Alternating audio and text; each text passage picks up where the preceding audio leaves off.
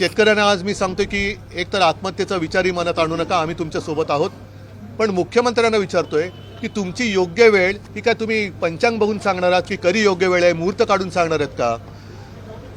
शेतकऱ्याला कर्जमुक्त तर केलं पाहिजे. सरसकट कर्जमुक्तीची मागणी आम्ही शेतकऱ्यांच्या वतीने करतो आहोत आणि ती जर का सरकारने मागणी मान्य केली नाही तर शेतकऱ्यांच्या बरोबरीने शिवसेना रस्त्यावरती उतरल्याशिवाय राहणार नाही, हा इशारासुद्धा आम्ही सरकारला देतो आहोत.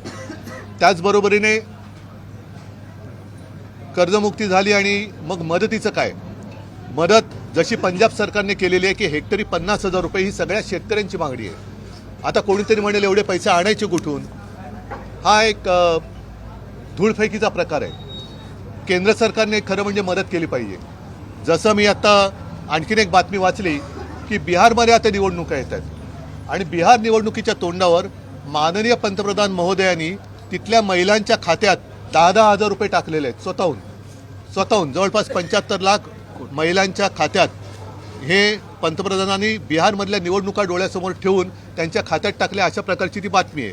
मग मी पंतप्रधानांना सांगतोय की तुम्हीसुद्धा एकतर आमच्या महाराष्ट्रातल्या शेतकऱ्यांचं कर्ज मुक्त करण्याची जबाबदारी घ्या.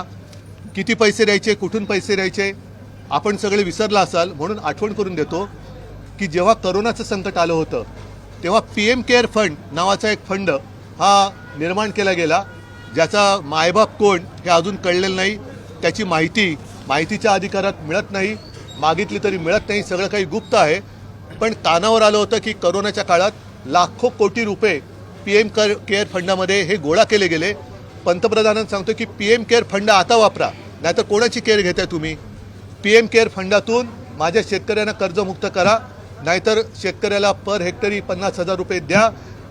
ह्या सगळ्या गोष्टी ज्या आहेत ह्या पंतप्रधानांनी एक विश्वगुरू म्हणून आपल्या शेतकऱ्यांची काळजी घ्यायला त्यांना काही हरकत नाही आहे. म्हणून ही काही जबाबदारी हे पंतप्रधानांनी घ्यायला पाहिजे.